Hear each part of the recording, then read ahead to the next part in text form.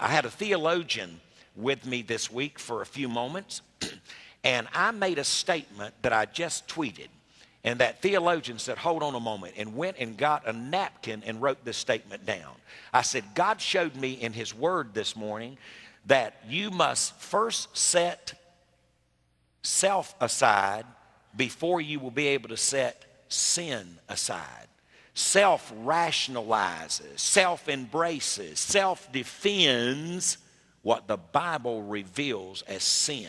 So before you can ever get to the sin, you got to deal with self. That's why the Bible calls for humility, which means no self. So when you become selfless, you are wide open for God to speak in your life. Now, having said all that by way of introduction, stand with me for the reading of God's word. One verse, James chapter 1, verse 21. Therefore, now, I'm going to assume that some of the people here have not been in the family as long. Anytime you see the word therefore, you ask the question, what is it there for? It never stands alone. It always is predicated on something already said. In this text, it refers back to verse number 19, how to hear from God.